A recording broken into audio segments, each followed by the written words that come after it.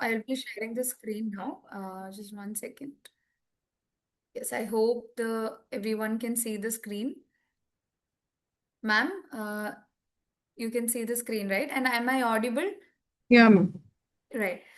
All right. So today's session is psychosocial aspects in palliative care. So I hope you have already had a few sessions regarding palliative care. So I don't think that I have to repeat what is palliative care. But however, we'll have a very brief idea about the palliative care that we talk about. So from palliative care means we improvise the quality of life of the patient, right? So a patient who is having a life-limiting or life-threatening illness. So we will just go through the World Health Organization definition of palliative care.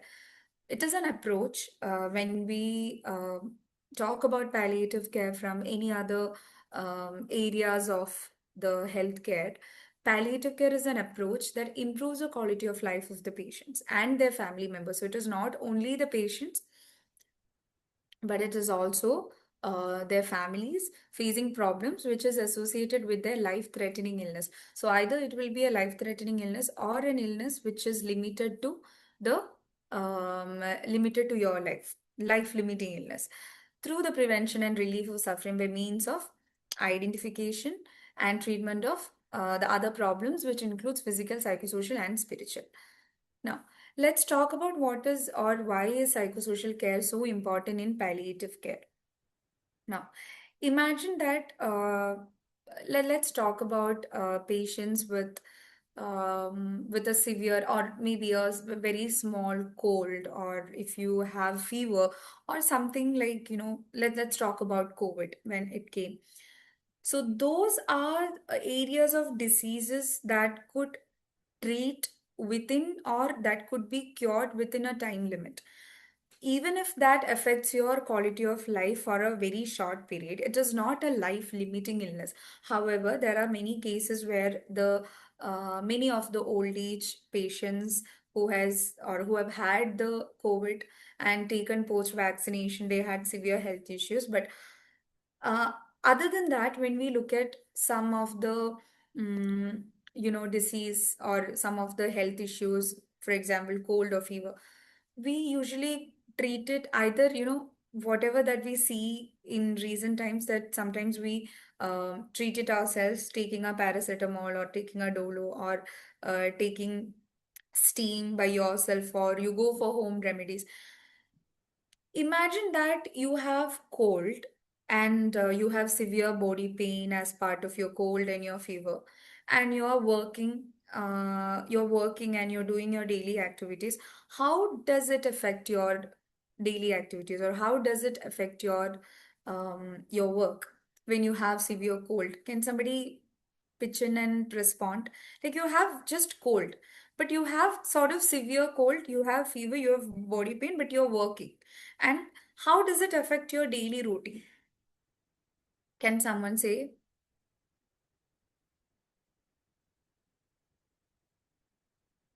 Can someone pitch in? Am I audible? I hope everyone can hear what I'm saying.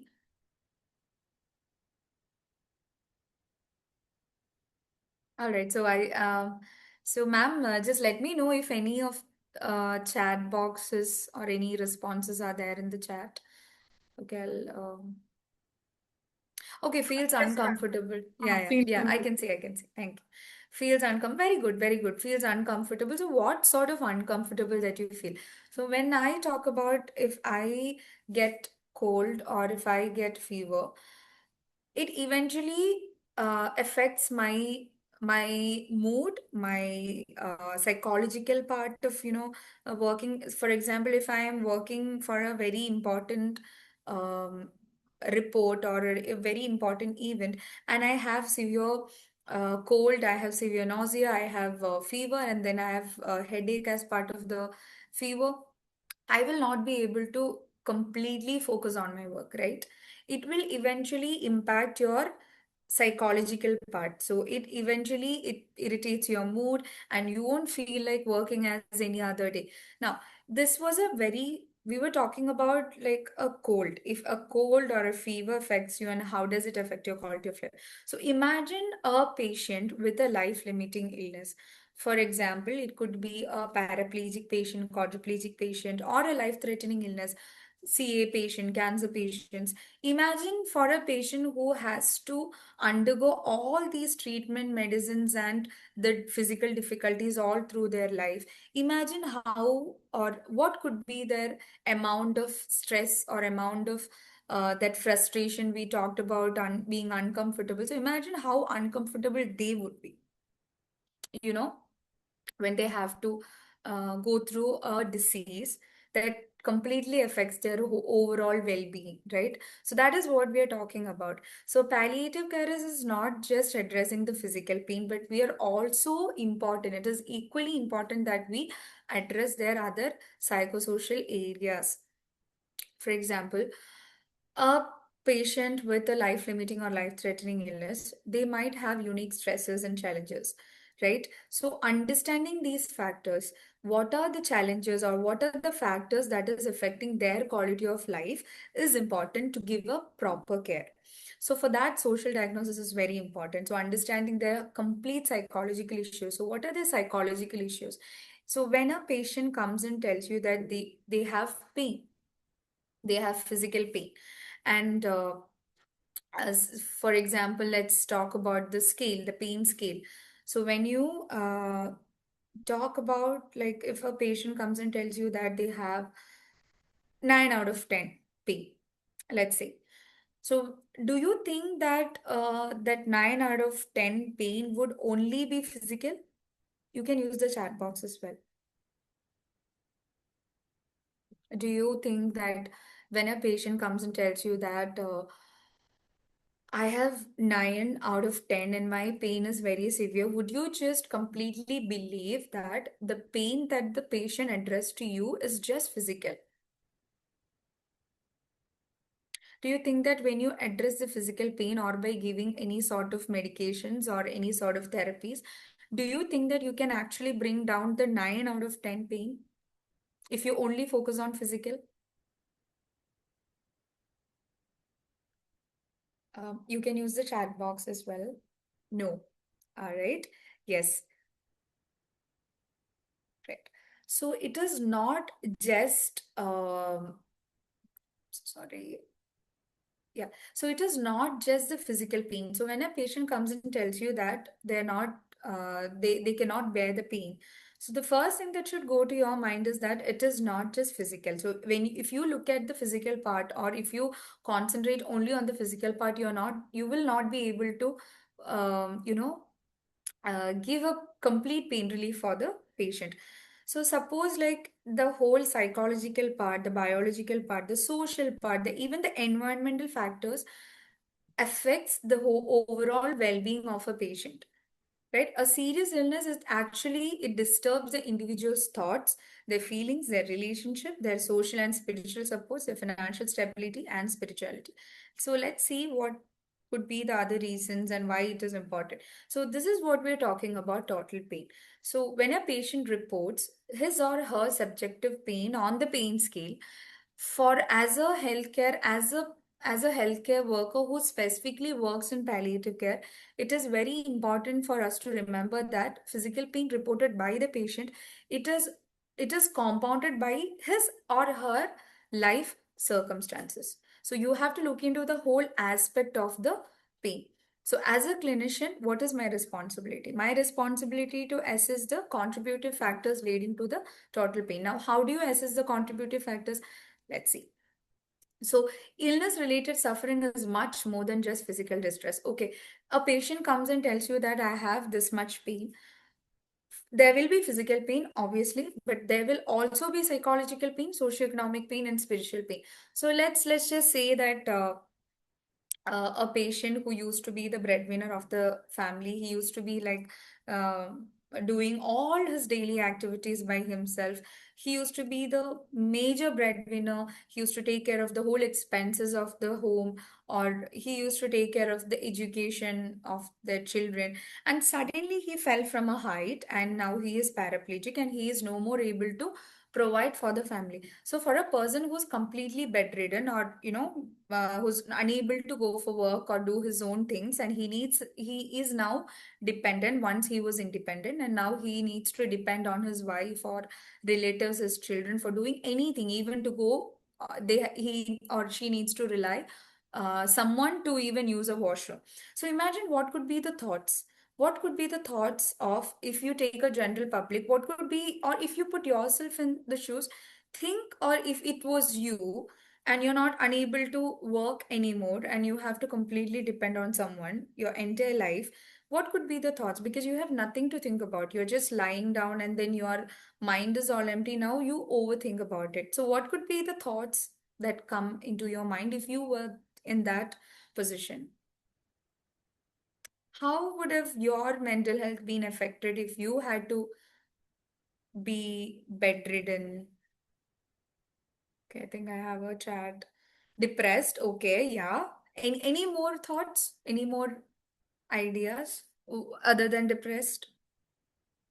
So why do you get depressed? So I want you to come up with what could be the thoughts. So yes, these thoughts could eventually lead into depression. So what could be the thoughts? Like I will give you one example. I used to pay the electricity bill, I used to pay the water bill, now I am not able to do it. Who will take care of the family? Very good, excellent. Who is going to take care of the, so now they overthink. I used to be the breadwinner, now there is no income. Who is going to take care of the family? Then what could be more?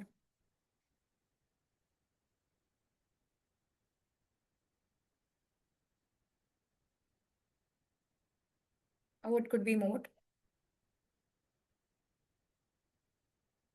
Why to depend others? So you will have that feeling of I have to depend on someone else all the time, and what would they feel about it, and how long they can take. Income related issues. There's no income, and without income, how a family runs? How could a family run if there is a no breadwinner? So this is why it is important that you should not address just the physical aspect of palliative or physical aspects alone in a patient, but eventually the socioeconomic factor. So you're not able to provide for the family, there is no income, and then you start thinking. So all the socioeconomic issues, the financial burden or the financial crisis. So these thoughts will eventually connect to emotional factor. Now you start becoming depressed, and then you start worrying, then you will have anxiety. So this will eventually leads to psychological part. Even physical pain, you're having physical pain will also eventually lead to the psychological part. Now spiritual, what could be some of the spiritual pain that the patient could go? Can someone say?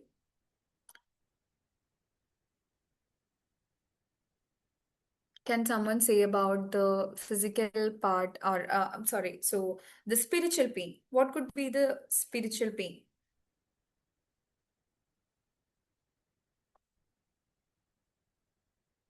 Why me? Great, good. So this is often a question that trust in God make it shake. Very good. So they might talk about or talk to themselves or talk to others. I have been a really good person. I have been a really good human being. I've been taking care of my whole family, and I have helped a lot of people in my life. And then why me? I have been going to church. I've been a very or most spiritual and religious person. Did I make a sin? Yeah. Oh, great, great. That's a good thought. So, did I do anything wrong in my life? Is this why God is doing this to me? So, this God in spiritual part eventually comes in and pitch in, and they start. And now that spiritual pain eventually leads to psychological pain. So, this is what happens every time when a patient comes and address you regarding the physical pain. They're not only talking about the physical pain, they're also talking about the psychological pain, I mean, the socioeconomic pain, spiritual pain. Eventually, all these three pain leads to the psychological pain. Now, that is why it is important for us to assess. So important that even in palliative care, what we can see is that we have a interdisciplinary team. So this is not just the doctors doing a work or nurses doing a work. This is a teamwork.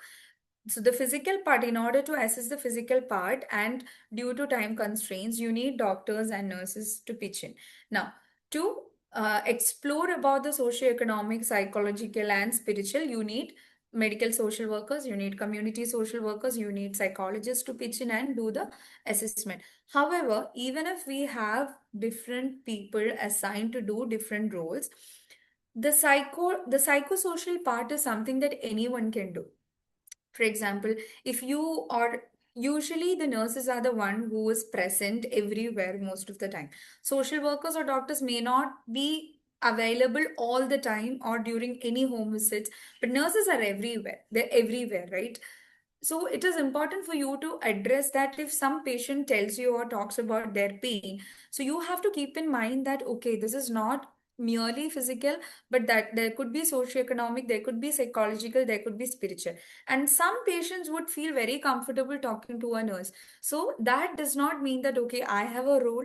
I am assigned to do these physical things, so I'm not supposed to talk to them about their problems. No, this is very important for all of us to understand that addressing psychosocial issues is something which is not like a role of a separate or a single entity. It's not.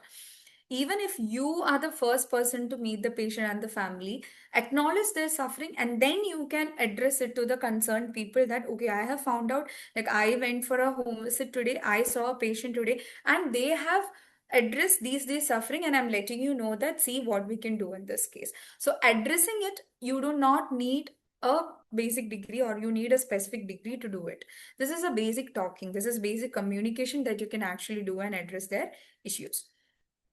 Now we are going to see what are the aim of assessment. So the whole idea of the assessment is that we need to understand what is the or what are the problem areas. So in order to come up with a plan or in order to address, so let's say that there is physical issues, there are psychological issues, there are socioeconomic issues, there are spiritual issues. So if alone treated the physical issues, the total pain will not subside. So now you have to go and identify the problem areas, the result from the illness, and how it influences the well-being of the patients and their families. So assessment involves you have to collect the whole information, you have to identify the strengths and weakness and the resource needs. And assessment and gathering of information is an ongoing process. So suppose if you see the patient in an OP, and you just talk to the patient, and the patient tells everything about the problems that they've been facing. But can you assume that whatever the information that you've gathered in an OP is adequate? Do you think that? Or you need more detailed assessment later? Is it, my question is, you just meet the patient during an OP time, and whatever the patient tells you about the financial problems, the psychosocial problems, can we completely come to a conclusion in just one visit? Will that assessment be complete? Yes, we need detailed assessment. So it is important to understand that it's an ongoing process. So you do the visits, you do home visits, and then you understand, you talk to the neighbors, you talk to, or suppose if there are like multiple scenarios in this case. Suppose a patient comes and tells you that they have huge financial crisis and they have huge psychosocial issues. But when you do a home visit, only when you visit the patient at their house and talk to the neighbors, you will get an entire picture of their actual suffering, right? It can go on vice versa. Sometimes the patient might not open up, they might not tell you what their actual suffering is. And once you do the home visit, and then you understand that, okay, they did not open up, they did not give an idea about their suffering, but their suffering is real when you did a home visit. So this is an ongoing process. So every time you need to understand what is their current situation. Suppose they say that they have financial issues now, but in a week someone else might have pitched in and they've agreed to support them financially. So ongoing process is very, very important. The selection of goals and interventions, it largely depends on what is being assessed. So the psychosocial needs of patients and family or caregivers, it's often, changes in the course of illness. Now let's see what are the source of information. So we ask about the patient. We not only talk about the patient, we not only take the assessment of the patient, we'll also address the issues that the caregiver phases. Now, some of the collateral sources would be we understand how much relationship they have with their friends, how much support they're getting from relatives and neighbors. So, a full assessment can only happen in a home care settings when you actually visit the home. Now, these are the areas of assessment you talk, you address or you understand about the patient. You understand about the overall family overview. Now, you also understand about the insight, whether they knows about the diagnosis, whether they knows about the prognosis, and if they know about the diagnosis and prognosis, how much they knows, whether the family members know about it, and if the patient does not know about their diagnosis and prognosis, there should be some reason behind it why they do not know about it. Now, what are the family structure, their dynamics, their socioeconomic status, their environmental assessment, what are their psychological distress, their spiritual impact of the illness, and then comes the interventions and plans. So if you have to conclude and if you have to find out or if you have to come up with a plan and if you have to start with the intervention, you need to have the problem areas. You need to have a detailed assessment. So these are the above mentioned are the detailed assessment. And once you take all the assessment, then you can arrive with an intervention and plan. Now, we will see each one of it. When we take the assessment of patient and family overview, there'll be basic demographic details, there'll be occupation before and after the illness of the patient, and who is the primary caregiver and what is the relation between them. Now, insight when it comes, what about the diagnosis? What is the awareness about or the insight of patient and family on the diagnosis, on the prognosis, very importantly, the palliative care. So it is still not, a lot of people still think palliative care as a dark side. They do not know that what is an actual palliative care. They think that still there are people who believe to the myth that if there is no curative treatment, if there is nothing else to do, people throw to a palliative care. Palliative care somewhere where there's nothing else to do. No, which is absolutely wrong. There are a lot of things to do in palliative care. So can you somehow tell me what are some of the um, misconception that palliative care the people have about palliative care?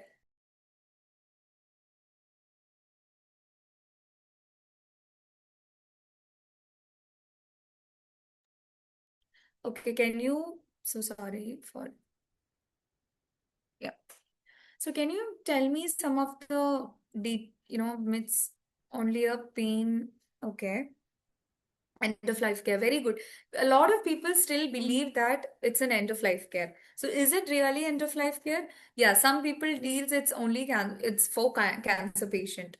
Some people think that it's for old age people, or some a lot of people still believe that it is mostly for bedridden people. So palliative care is only for cancer, only for bedridden people.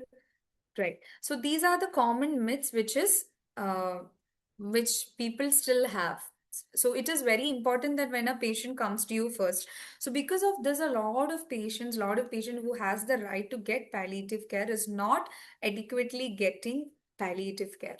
And they are suffering because of this myth, because of what they believe is palliative care, because they do not have enough awareness about palliative care. The still patients who is dying, suffering in real suffering. So it's up to us because we are educated people. We know what is palliative care. You're aware of palliative care. So it is also equally important that when you meet a patient, when you get a chance to talk to them, when you get a chance to talk to the family members, make sure that you also talk about what is palliative care because they might have a lot of myths and that could be the reason why they are not really they are not approaching for palliative care. Even these people can also go to their locality, to their relatives, and they can even talk about what is a real palliative care so that it reaches everywhere, right?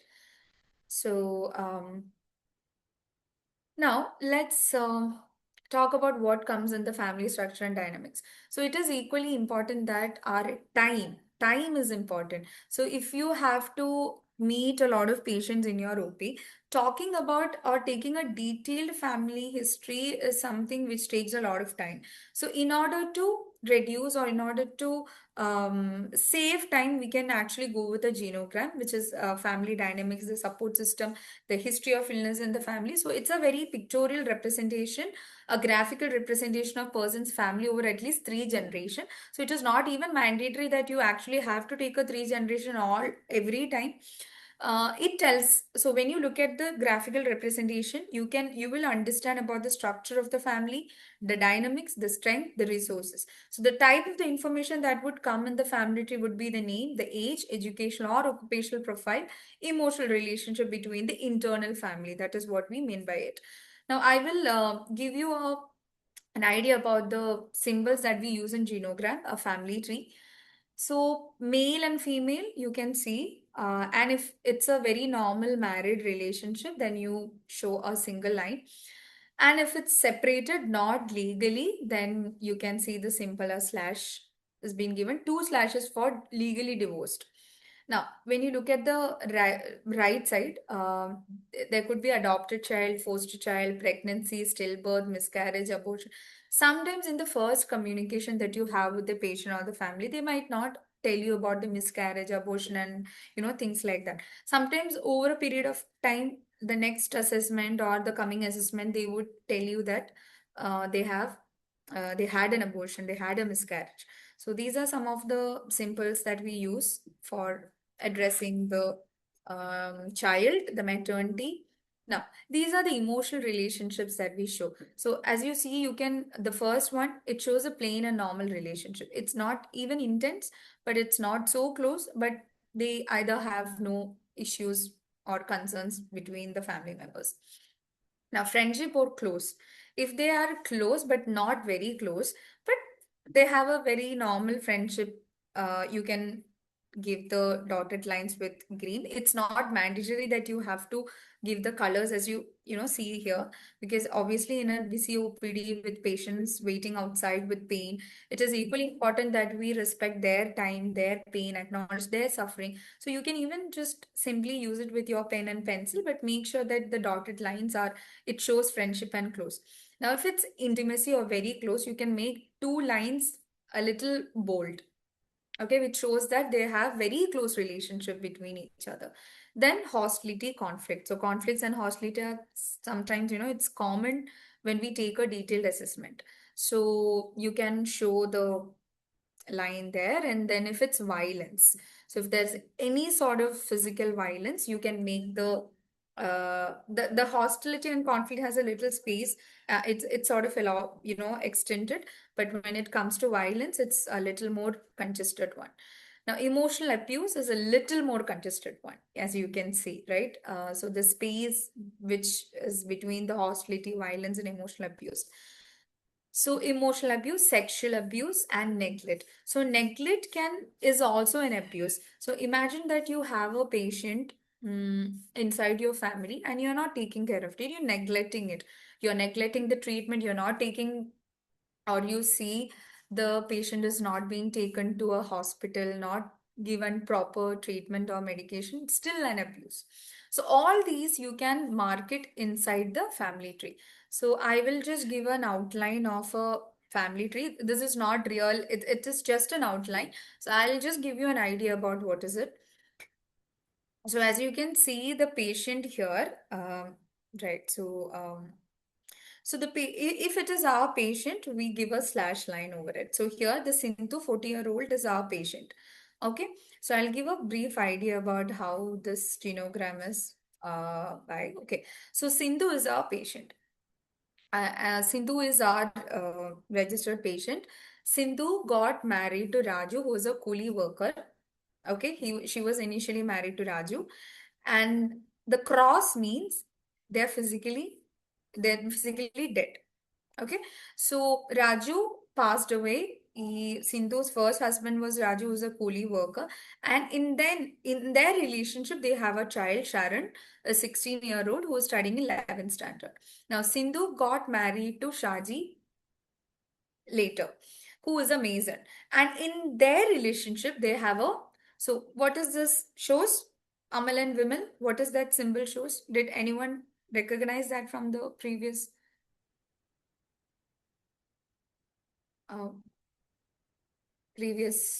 picture. What is that Amal and Vimal shows? What is the relationship that shows? Do you want me to go back to the previous slide? Okay, yeah, I'll just yeah. So now, can you tell me what does the relation between Amal and Vimal? Can somebody say? I hope you take. Please take a look at the symbols here. Now we can go back to Amal and Vimal. So can somebody twins, right? Yeah, exactly. Thank you. So Amal and Vimal are twins. Now we are going to see more elaborated or more explained, more explained or detailed genogram that we have taken. Also, I'm so sorry I missed something. So going into the upper right, Sindhu's, so Mohan and Leela had daughter Sindhu. So have a daughter Sindhu. Mohan passed away.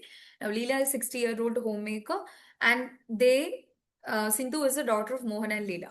And also Shaji's parents, Kumaran and Laila, they both passed away. So this is what you understand from this genogram.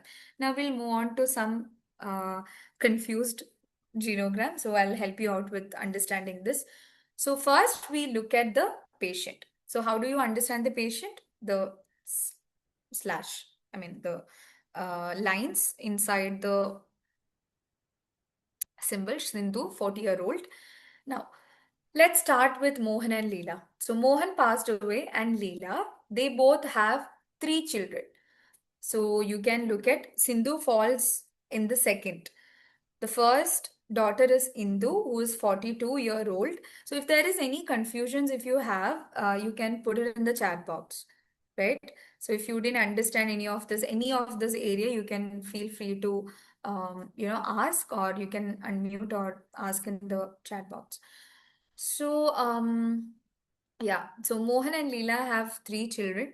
The elder one is Indu, who's 42-year-old, and she is married to Mani, who's 47-year-old. Then comes Sindhu, that we've already talked about. We'll come to Sindhu's relationship and Sindhu's family in the end, towards the end. Now, Bindu is the last child of Mohan and Leela. She is a homemaid. She is 38-year-old, and she is married to Ravi, who's a driver, 43-year-old.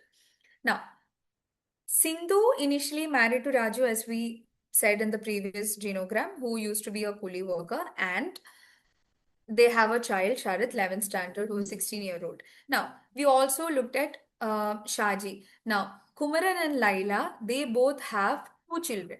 The elder one is Subhash, who is a plumber, who is 49-year-old, is married to 42-year-old Veena. Then the second one is Shaji. It is Shaji's first marriage with Sindhu.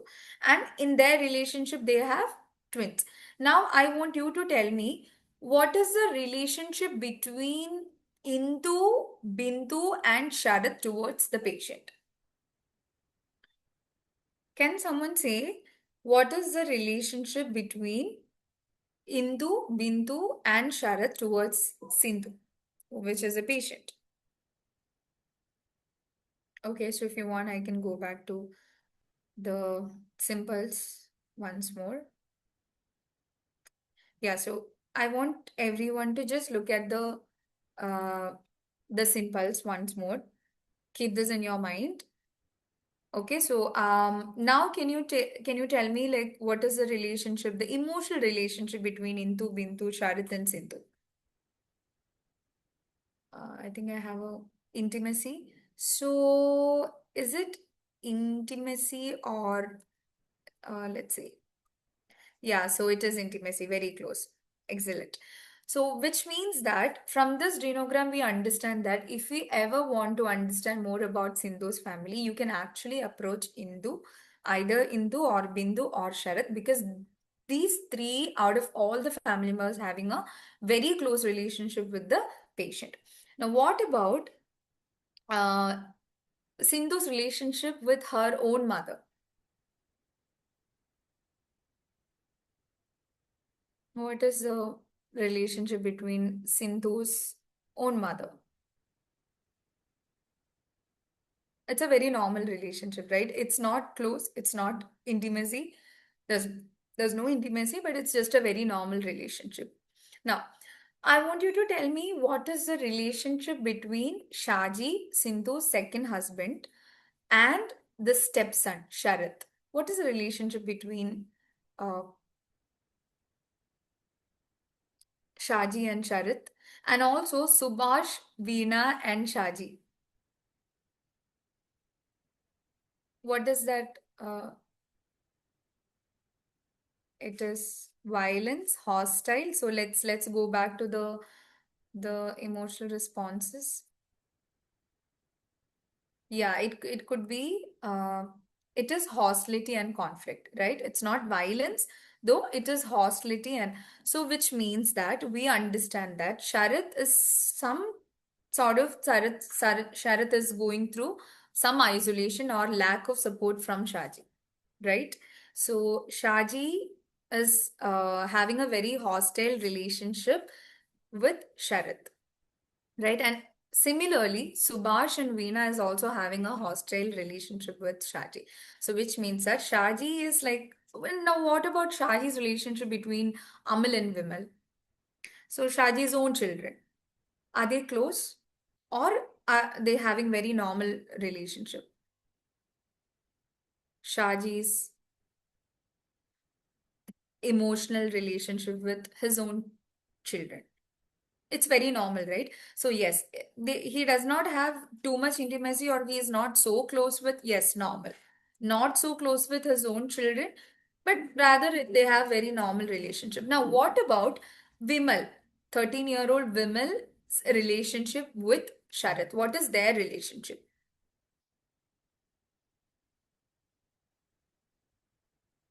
Vimal and Sharath. If you want me to go back, I okay, I think I have got an answer. Friendship, a normal friendship, yes. So which means that from this overall genogram, what we understand, suppose if so the whole use of genogram is that if you haven't seen the patient, but somebody else have seen the patient or taken the detailed assessment, it is not so good because when you go for the second time to visit the patient, every time when you ask about the details about the patient or the family, it might not be a good idea to do it because it can disturb or it can frustrate the patient every time you ask. So one time you take the assessment and put it on the genogram, any person, so the whole idea and goal should be any person who visits the patient or talks to the patient should understand the overall view, overall idea about the patient from the genogram. So now I hope you understand, like, what are the things that you get from the genogram, right? Yeah. So now we'll see what is an echo map. So now we spoke about the internal relationship between the family members over the three generation. Now we'll see echo map, a pictorial representation of patient's family in its social environment. So relationship with the larger society. Now we have to see if any other external source of support is being given to the patient or family. It is a very snapshot view of important interactions of patient's family with other systems. For example, groups, extended family, individuals, organizations, associations, and etc.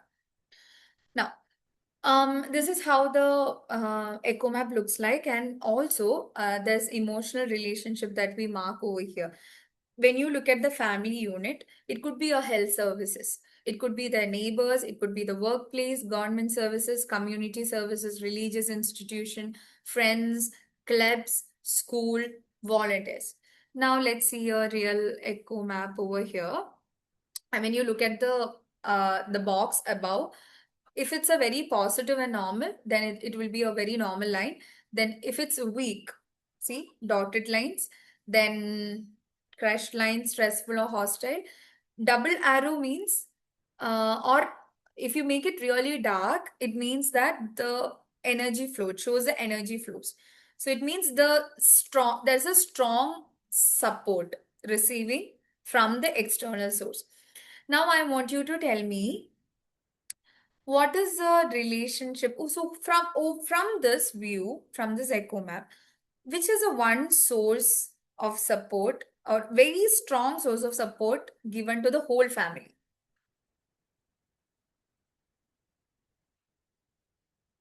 what is one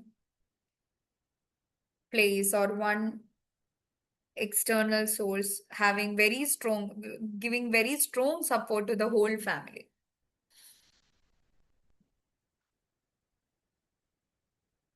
Can somebody say?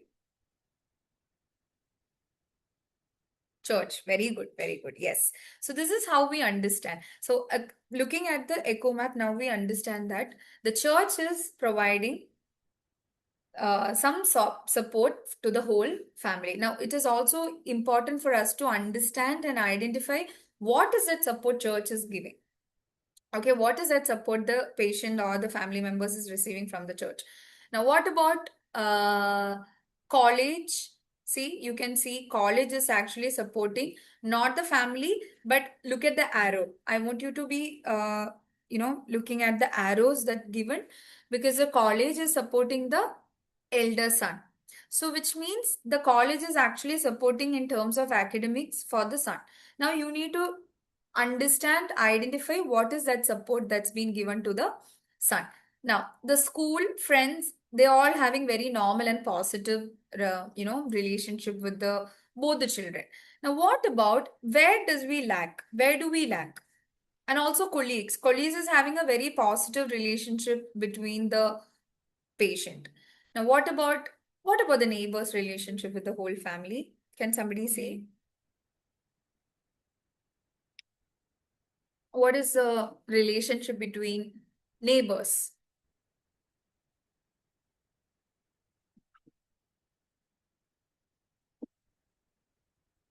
Stressful, right? There's a hostility. So something that we understand that there is no proper support they're receiving from the neighbors. So that should be, that means by that the entire family must be isolated if the neighbors are not supportive, right? Now, what about the public health center and panchayat member? What about the public health center and panchayat member? It's weak. So what can we do here if it's weak?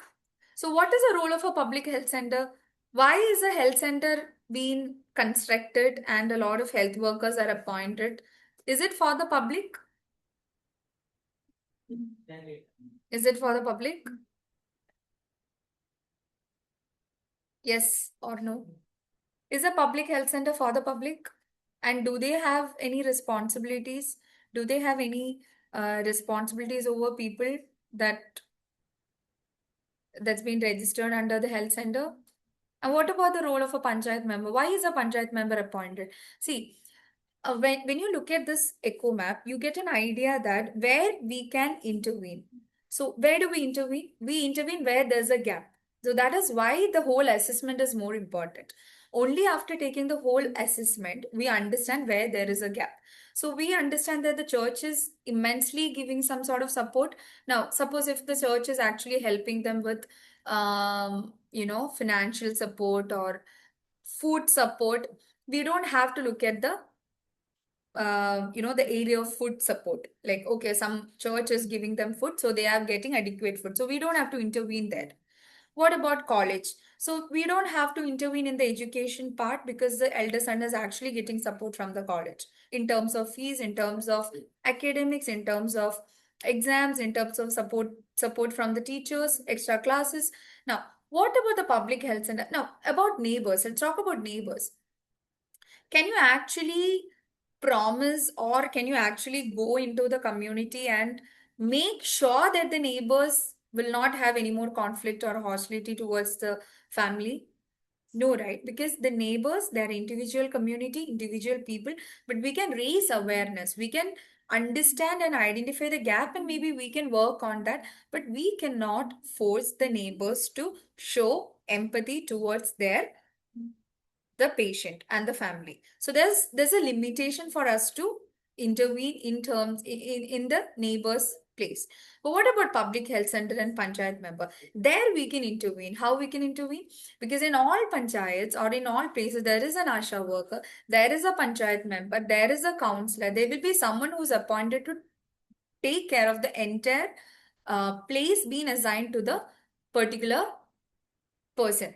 Now, it is their duty, it is their responsibility to identify the vulnerable group of people and give the adequate support. Now, if they are not receiving the adequate support, even when the Panchayat member is supposed to do, we can intervene. We can understand, we can connect with the ASHA worker, we can understand, or maybe we can help the family members to move legally as well. So that is where we intervene. And we need to understand which are the problem areas and where there is a gap, and then we come up with the plan and then we do the intervention. Now, let's look at the caregiver part. Okay, do we only address the or do we only acknowledge the suffering of a patient? No, there are only four kinds of people in the world. Those who have been caregivers, those who are currently caregivers, those who will be caregivers, and those who will need a caregiver, right? So, respect to these individuals is very, very important. Acknowledge their complex role. Often we do not notice how much the caregivers are taking the burden by looking after the patient. We only address the physical pain, we only address the total pain of the patient, but no, there there will be equally or maybe more pain that the caregivers are been going through. So it is equally important, and we often say never dehumanize them by calling them bystanders. A bystander means someone who has come to stand, or just for a namesake. Is it bystander and caregiver same? What is a caregiver? What is the difference between caregiver and a bystander? A caregiver is someone who provides care. Anybody can become a caregiver. All right. So it could be your relatives, it could be a friend, it could be a well-wisher, it could be a paid caregiver, it could be anyone. So the role of a caregiver is very complex, and it is equally important as how we assess the patient psychological, socioeconomic issues is equally important for us to undergo an assessment of the caregiver and acknowledge their suffering as well. Now, what about the socioeconomic status? We also have to understand whether they have adequate food, they have adequate clothing, they have shelter, there's a breadwinner, or who controls the finances. What is the source of income? How many debts or how much debt they have? And the social support, whether they are linked to any government schemes, and if not, understand why, come up with the reasons, and see how you can intervene and help to connect with schemes. Like, for example, there's Prime Minister's fund, 5 lakhs, which can be used for the vulnerable patients. Now, there are pensions. A lot of people still do not know that there is pension. We have cancer pension. In Kerala, we do have cancer pension. Then there's old age pensions, welfare pensions. So if the patients do not know about all these, you can actually intervene and tell them and orient them that there are pensions that you can actually avoid, or local financial support, and then education of children. You have to understand whether because of the diagnosis or because the patient is not able to provide for the family, if there are children who has discontinued the education, and provide support there, how you can provide support there. So this is how you understand the socioeconomic status. What are some of the environmental assessment? Whether they stay in their own house or they stay in rented house. Now, if they stay in rented house and they do not have any money or there's no source of income, how are they affording the rent? Is there any in need of repair? Sometimes the patient is paraplegic or completely bedridden, and then there's leakage from the above in the roof, and there is no breadwinner, so the roof is leaking, the whole house is leaking. Now that's a very emergency factor that we need to address. So see if you can put a tarpaul, or you can just fix it with the help of the community, or with the help of the external sources or internal sources according to what you have. Now, if there is overcrowding, that the patient is unable to breathe, there is proper ventilation, light, is the open food storage, smoke disposal. Now, what are the water supply? Are they getting it frequently? Distance, method of collection. Do they have to go and carry the pot, and the old system, is it still there? Access to main road, hospital, pharmacy, grocery is very important. So it is so much important to understand that whether there is proper access to hospital, nearby pharmacy to get medicines, or is there any nearby groceries nearby. So this is all very important for you to understand. Now, what are the psychological distress? Their mental health, their emotional well-being, anticipatory grief. We'll talk a few things about grief and bereavement towards the end. Coping mechanisms. What are the coping mechanisms for their psychological distress? Spiritual assessment. Yeah. So let's talk about spiritual. So can you tell me what is, according to you, is spiritual? Is spiritual something to do with religious?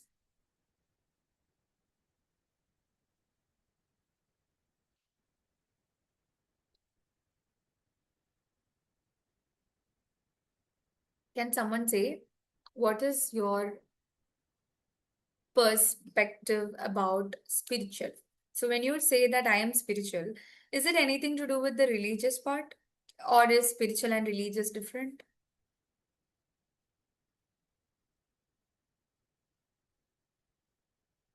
Can someone say?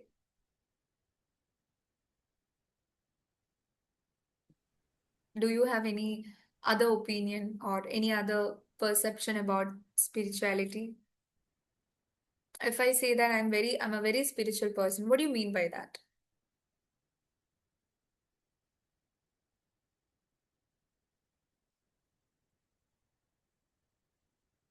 Okay, I think we all are confused with what's spiritual and okay, I think I'll just go with the part.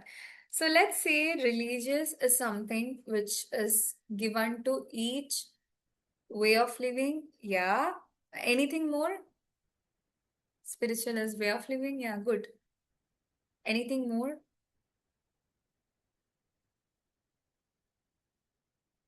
Faith and hope. Good. Anything else? So suppose when you say that I'm a religious person, so religion is for everyone. So when you're born, you're given discipline. Okay, that's a good point. When you're born, you're given a religion, right? Okay, either you're Muslim, either you're Jew, either you're Buddh, or either you're Hindu or Christian. So you're given religion, and you follow that religion pattern, and then you go to church, you go to you go to temple, and then you do all the rituals which is related to religious part. However, spiritual is something to do different than religious. Spiritual is that okay, I go to church every day. I go to temple every day, and I love the sound of the bell, and it soothes my mind. It gives me a lot of relief if I go and sit inside the church for a while. I talk to Jesus, I feel very comfortable. It gives me hope. It gives me a connection, right? For example, I love traveling. I love to go for, find out new places, talk to new people. I find that very much a connection between the nature, going out, going into the forest. It gives me sort of strength and comfort by doing it. It gives me hope and concerns. It actually gives me a meaning and joy, is what we call as spiritual. It could be anything. It could be even religious. It could be like going to church and doing or attending the the ritual part. It gives you sort of strength. Okay, by doing it, by going to church and offering something to the church every day gives me strength. I believe that it by doing it, I'm having a connection. It gives me strength, it gives me comfort, and there is a hope, there is concerns, there is a meaning and joy in doing it. Even gardening, like I love to do gardening every day. I am so close with the nature. It gives me a meaning and joy.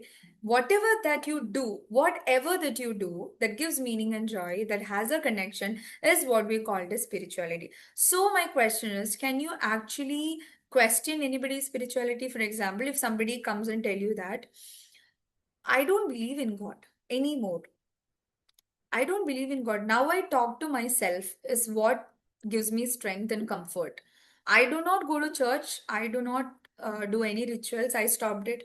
But rather now I am improving myself. I'm just motivating myself as my spirituality. When somebody says that, would you rather argue with them saying that no, you should not say that you won't go to church? You have to go to church. That's something. Would you go or argue, or would you accept and be silent? What can you do in this case? What is your opinion? Anybody?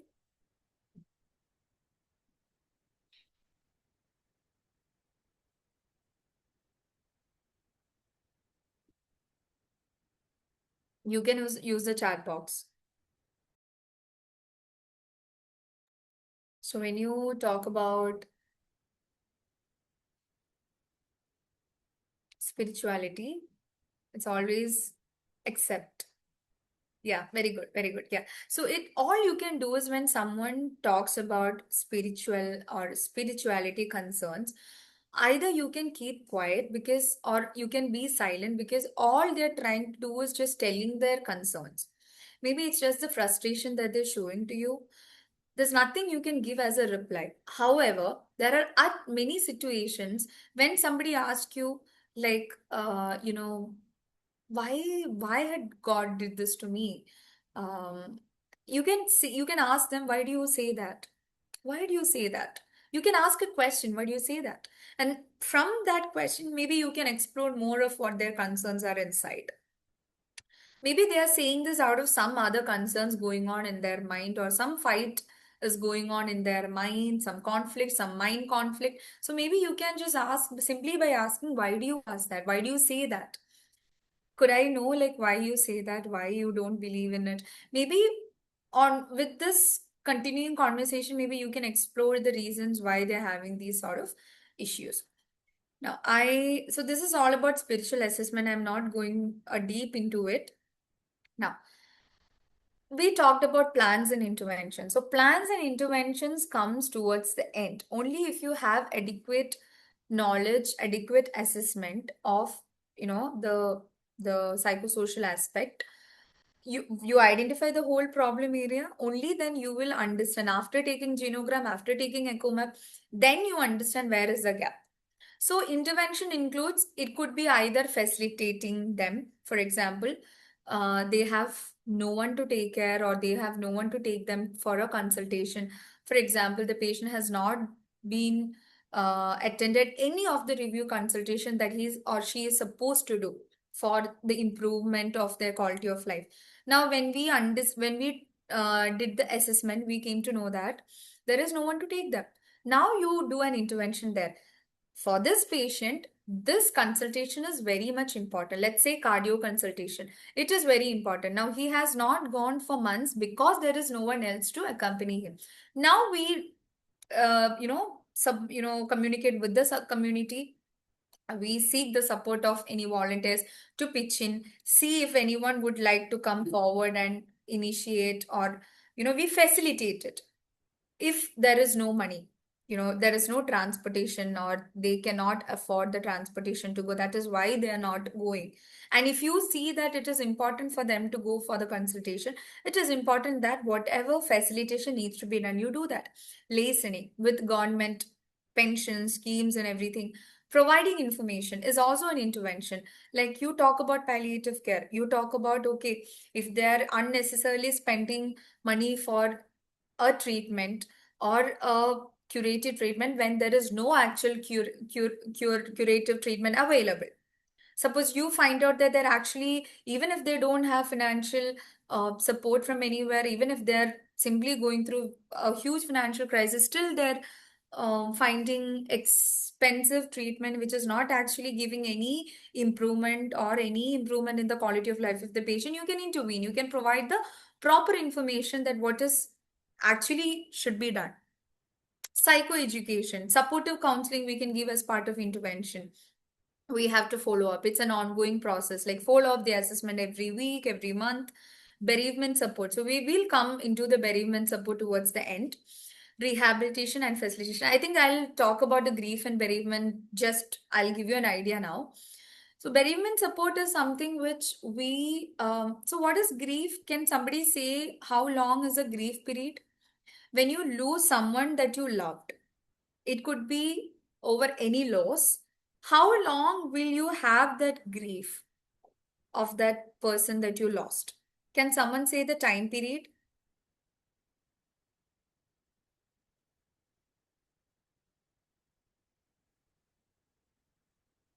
Can someone say the grief period? Okay, I think I have one newness. Okay, 6 weeks. Any more opinions?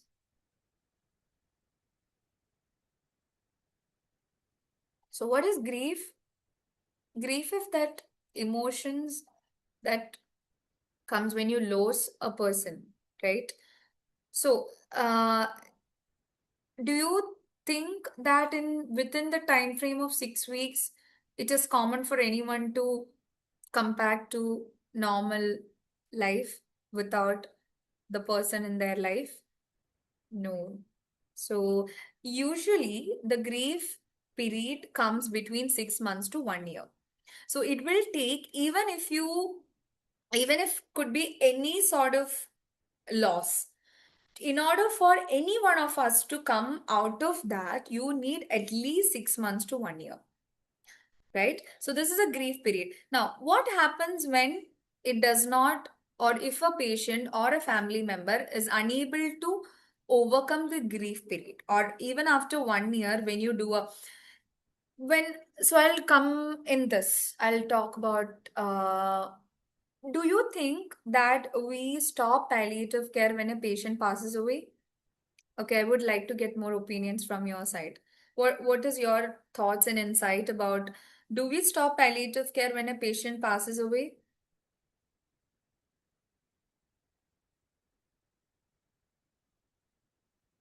You can use the chat box. Anyone? Do you think that no? Say anyone else's opinion? Like, no, no, yes. Very good. So we do not stop palliative care because the patient passes away, because we very clearly mentioned in the previous slides that what is palliative care? Palliative care is not only for the patients, but it is also equally for the family members and the caregivers. Now, grief and bereavement is bereavement support. We have bereavement support in different ways. For example, if a patient passes away, there will be 1 month of rituals and customs that they might have to finish according to what religious they falls under, right? So we give a time period and then we call the patient. We call, I mean, the patient's family members and loved ones, we call them and we assess over a phone call. So when you talk to them over phone call, you will get an idea whether they need a bereavement support or not. Sometimes they must have, they might have accepted the loss and they'll be like, I have overcome it. They themselves will come and tell you that they've overcome from the grief or the bereavement. Now, if you identify that the family members have not overcome from the bereavement symptom even after 1 month, we do a home visit. We can go and visit the patient or the patient's family members, and you can talk to them face to face. You can also have a psychologist along with them, because it is very important that there'll be counseling session which would be required during the home visit. So when we do home visits here, I mean bereavement visits here, we make sure that we take a psychologist for the visit, and the importance of psychology is very much in terms of bereavement support. And suppose if a patient is not able to overcome the grief, not able to overcome the grief, we make sure that we will assess their psychological part, or what is that area, what is the contributing factors that is not letting them overcome the situation. We will give the proper therapies from, or we will consult them with the psychologist and we'll give the grief therapies and all. Okay, so this is just an example that what we practice here in Pallium India in our organization. We have something called UNAR. UNAR is it's a grief therapy that happens once in every 2 months. So what is the whole idea about UNAR is that we call uh, the loved ones of the lost ones, the patients. We gather a meeting in a specific place, a very peaceful place, and all of the loved ones of the lost people, they all come together, and they express their concerns and how they are coping. And it is an open place, open forum for them to ventilate their emotions. There will be psychologists, there will be volunteers supporting them, and this is like a group therapy. So this is something that we've been doing over the past many years. So this is one example, right? So this is something that we talk about the interventions part. Now rehabilitation. What is rehabilitation? Can we make the patient dependent on us all the time? Because there's a lot of other patients registering or coming in the queue in the on the list. So it is equally important for us to find out a rehabilitation for the family. For example, suppose if the patient is bedridden and the patient is paraplegic, or if the patient's wife is there, but the wife or the husband, it could be any, other way around. The patient could be a wife, the patient could be a husband. In any way, either one of them would be potentially capable of doing some sort of work and make income, but maybe the reason why they're not able to do is because they are the primary caregiver, and they are supposed to be with the patient 24 into 7 for any support. Now, we can think about how we can rehabilitate the other person who's potentially capable within the home. If they can make something like, the lotion, comfort, they can make umbrellas, they can make candle, they can maybe make cakes in the cooker, and they can do some sort of work within the by giving attention equally, giving attention to the patient, and equally giving attention to the rehabilitation, and make something of their own and income. So once we know that we rehabilitate them and they're making income out of it, we can slowly reduce the financial support, and we can start giving this support to the people who's in the line, who deserves it or who requires it. Now, this is like most of the time we try to rehabilitate, we try to make them independent, not dependent. So this is something that you need to keep in mind. Now, it is very important when you assess the psychosocial and spiritual suffering, because there should be a purposeful observation, purposeful conversation. Because if your assessment should be accurate, what if your assessment is not accurate? Then there will be an incomplete assessment, which will lead to inappropriate goals and intervention. So make sure that your assessment is accurate. Okay, so can somebody volunteer and read the slide? Okay, because I've been the one person talking, and I would like to someone to pitch in and read the case study. And everyone, I would like you to listen and read and understand the situation. Now we are going to work out empathy here. I want each one of you to put yourself in this 56-year-old lady's shoes and feel through it. Can someone volunteer and voluntarily come forward and read this?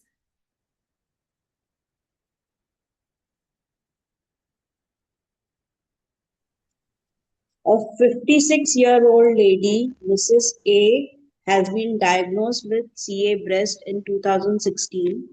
She has undergone mastectomy, breast removal surgery, referred for pain management. She looked very anxious and had no idea about palliative care. Comorbidities: diabetic since 12 years, coronary artery disease, fracture on leg due to fall in 2019. She is a widow and her children are having a hostile relationship with her. Lives alone in a rented house. All right. So, what do you understand from this? Thank you, Mudita. Thank you so much for coming forward and pitching in. So, I want each one of you to understand that how would have been to you if you were in this 56-year-old lady's shoes. So, what could be the possible things, or you can just assume it's okay. So you've given a case study, you've given a case scenario where a 56-year-old lady, you know that they lives alone in a rented house, she's a widow, her children are having a hostile relationship with her, and there are comorbidities. She's diabetic since 12 years. There's CAD, fracture leg due to fall in 2019. She looked very anxious and had no idea about palliative care. She was referred for pain management. She had undergone mastectomy. And she's also been diagnosed with CA breast in 2000, sorry, 2016. Yeah. So what could be the major concerns that if you were in her position, what would have been your thoughts? Can someone share like your thoughts if you were in her position? What could be the possible psychosocial issues or thoughts? How can thoughts disrupt, or individual can disrupt their thoughts, these concerns?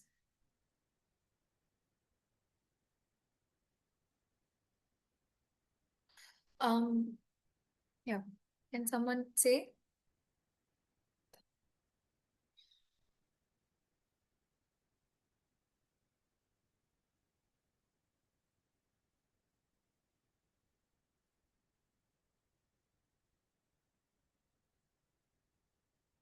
Yeah, can someone say, looking into the case history, the case scenario, what could be the possible because of hostile relationship? She's distressed, yeah. Yes, she's obviously distressed due to multiple reasons. So one is hostile relationship. What could be the other things?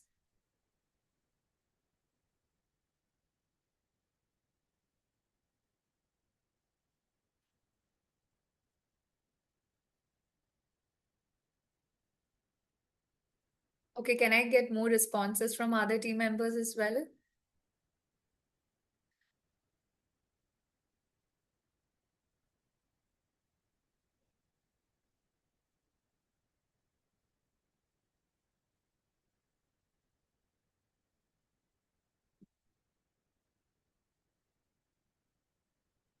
She is alone. She's too weak physically. Yes. So what could be the thoughts? She has a fracture leg due to fall in 2019. So we have to start thinking. She also lives in a rented house, right? How is she supposed to give the rent? Because she cannot work, obviously. She's a widow. So obviously she's depressed because she is a widow. And she has children, but the children are having a very hostile relationship with her. Obviously, she's distressed due to that. There's no one to support. And there are comorbidities, enough comorbidities. She's diabetic. She has coronary artery disease.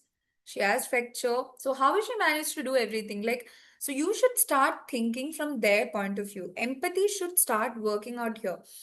You have to, so that's how you understand the problem areas. Not even by just talking to them, but understanding the whole scenario. You should start thinking that, okay, she is a widow. Okay, she has no support. Even if she has children, they have a hostile relationship, and she's alone. How is she managing alone?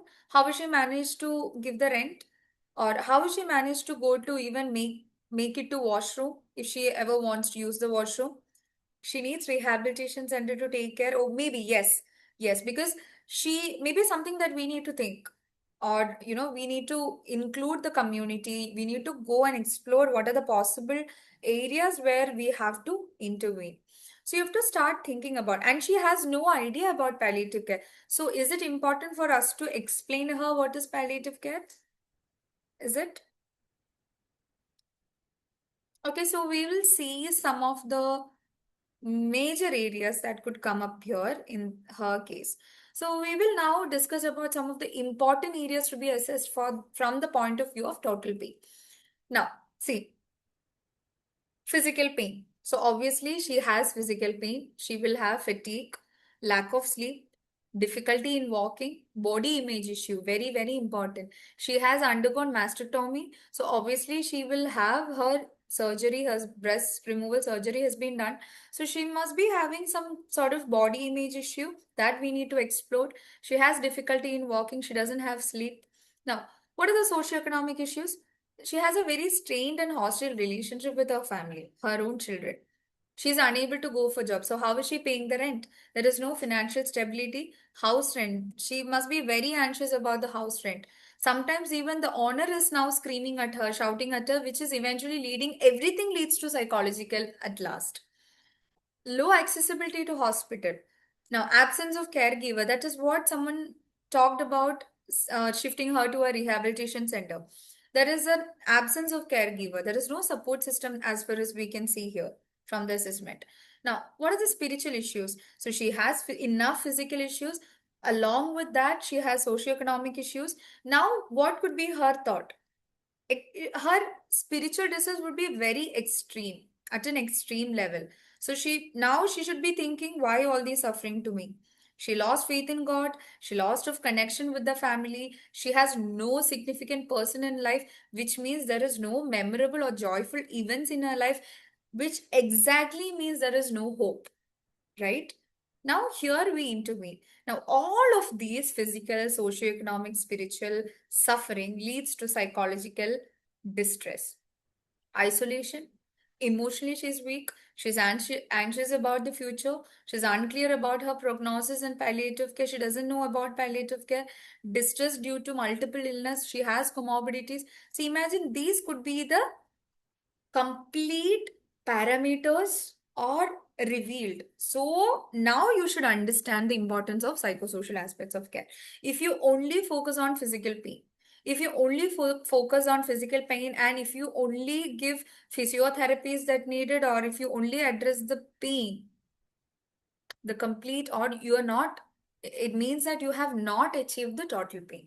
Only if you address socioeconomic, only if you address the spiritual and psychological pain and see the gap in where you have to intervene. And in this case, maybe the possible social impacts would be there is a social isolation.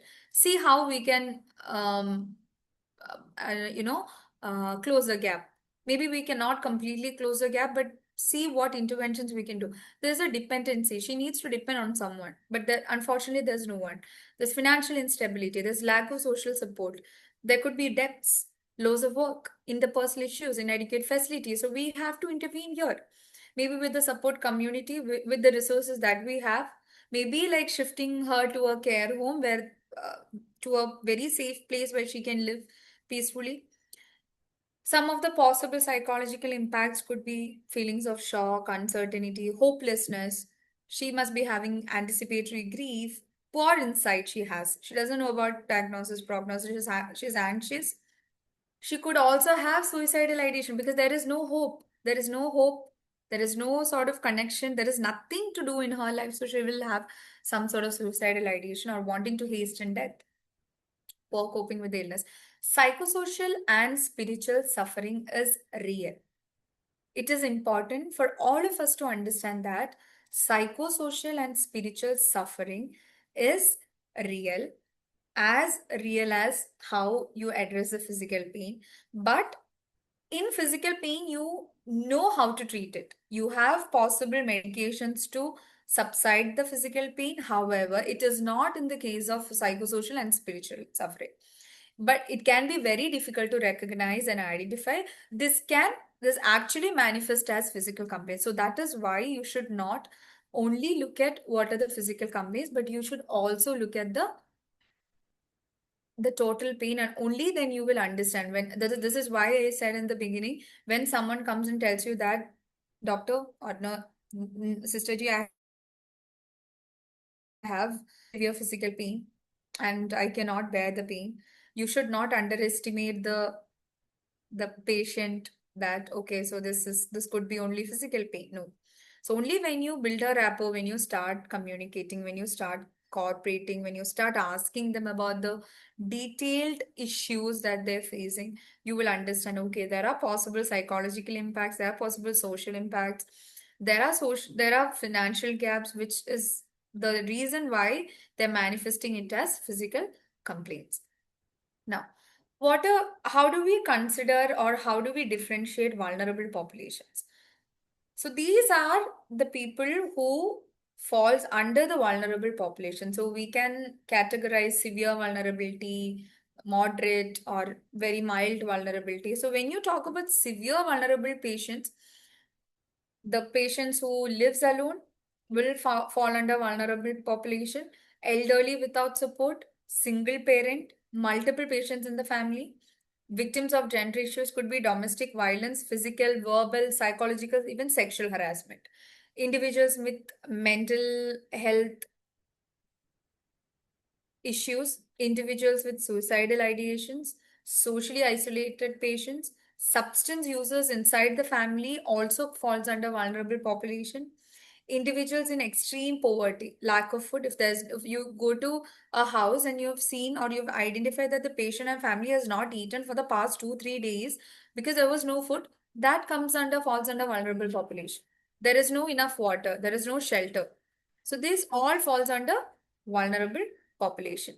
Now, the inability to acknowledge personhood, the insensitivity of not acknowledging personhood can be psychologically devastating. Now, these are some of the pictures of, we are celebrating a wedding anniversary of a patient admitted here. So they had a wish. They have never in their life, any time, they had a chance of celebrating or even cutting a cake. So we made it happen. We knew that the prognosis was very bad, and we knew that could not wait for the day of their wedding anniversary. So we made it a week back, a week earlier, so that he was very happy. He was able to celebrate the uh, anniversary and was very happy for it. So as you can see that in his face. Now, this is vocational rehabilitation. So as I said, we cannot completely make the patients or family members dependent on us, because we have a long way to go and we have other new patients with severe psychosocial issues behind on the list. So we have to sort this and then we have to welcome the new one. We cannot make the patient or family independent dependent on us always. So we try to identify that if there are any potential family members within the family who can, maybe, if we provide some farming options like hens or goats, they can breed and they can make income out of it, candle making, umbrella making, tailoring machine, so that they can stitch and they can make a small income. So this is vocational rehabilitation. Support for children, educational or emotional. So as we said, we also support children who's not able to continue their education just because their parents are not able to provide because of some serious illness. Emotional support, even the children must be going through a lot of emotional stress due to when they constantly have to see the struggle from their parents side or from the patient side. So it is equally important that we need to support the children, both education, in terms of education, and emotionally as well. Now, always remember, evaluate our interventions, very important. Assess how the patients and families are benefited from it. So, just giving them a vocational rehabilitation or just giving them an intervention will not do any change. Just by telling them or just by giving them, no. You have to go on a proper follow up. You have to keep assess how these interventions have actually benefited the patients or families.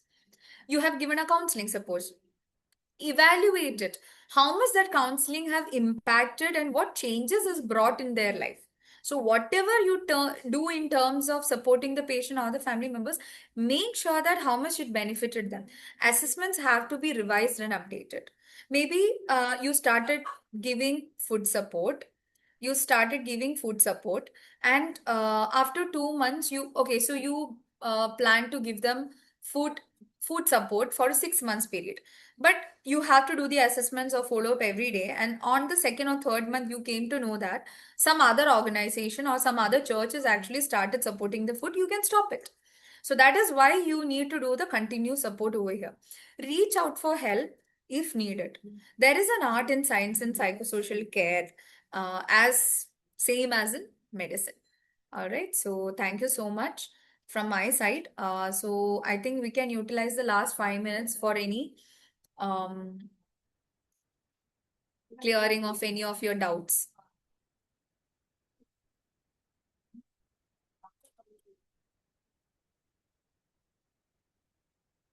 So if there is any doubt, if there is anything to ask, feel free to ask, or you can put it in the chat box.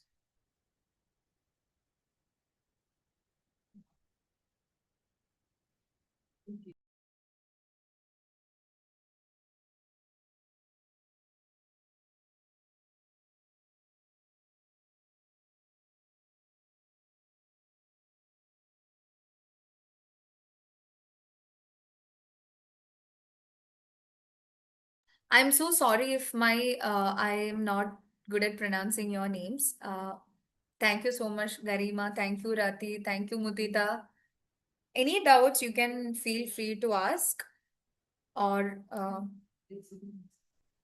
even you can reach out to Pallium, you can reach out to the education department, and you can ask any doubts if you feel like you need any clarifications when you do the psychosocial part in your career.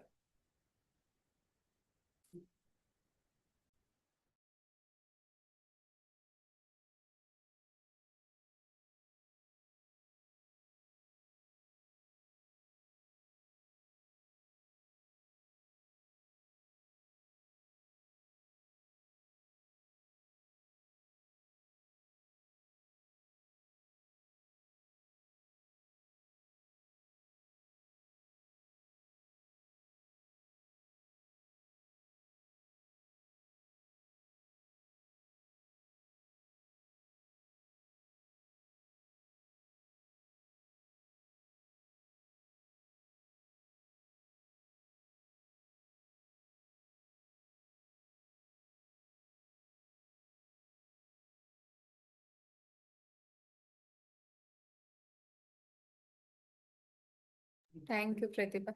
All right. So if there are no doubts, ma'am, can we wind up the session then? Yeah, sure, ma'am. Okay. All right. So Thank you, everyone. Thank you, ma'am, for the wonderful session. thank you, ma'am. Thank you. Thank you, everyone.